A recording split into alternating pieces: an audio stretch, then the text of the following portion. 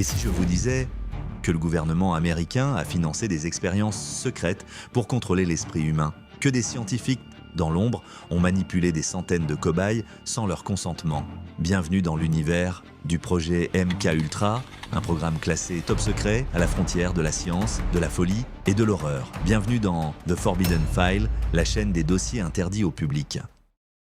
Nous sommes en pleine guerre froide, au début des années 1950. La CIA redoute que l'URSS ou la Chine aient découvert un moyen de manipuler les esprits, d'endoctriner des agents, ou pire, de créer des assassins programmés. La paranoïa atteint son comble. Alors, les États-Unis décident de lancer leur propre programme de contrôle mental. Nom de code, MKUltra. Objectif, découvrir si l'on peut effacer une mémoire, implanter des fausses croyances ou de programmer un comportement comme dans un film de science-fiction. Mais ceci n'était pas de la fiction.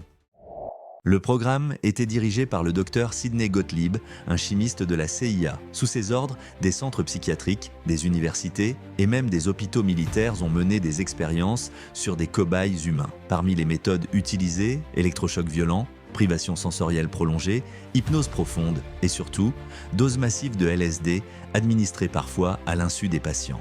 L'un des cas les plus célèbres est celui de Frank Olson, un biochimiste de l'armée. Il aurait été drogué à son insu lors d'une réunion de la CIA. Quelques jours plus tard, il est retrouvé mort, tombé du 13e étage d'un hôtel. Suicide ou bien assassinat maquillé pour le faire taire? Son fils, Eric Olson, lutte encore aujourd'hui pour faire éclater la vérité.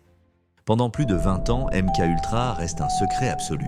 Jusqu'en 1973, quand le scandale commence à remonter à la surface. Mais trop tard.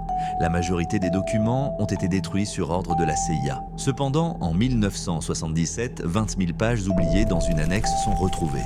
Elles révèlent l'ampleur du programme, des prisonniers, des patients psychiatriques, des étudiants, tous utilisés comme cobayes humains, sans défense. Des commissions d'enquête sont lancées, mais les responsables ne seront jamais réellement punis. MKUltra est officiellement terminé, mais des questions persistent.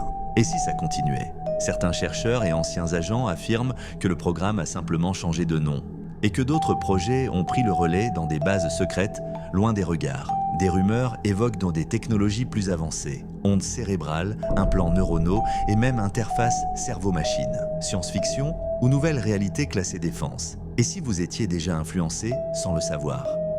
Le projet MKUltra nous rappelle une chose. Quand la peur guide la science, l'éthique disparaît. Combien d'expériences restent encore cachées sous le vernis du secret défense? Et jusqu'où les gouvernements sont-ils prêts à aller pour contrôler l'esprit humain?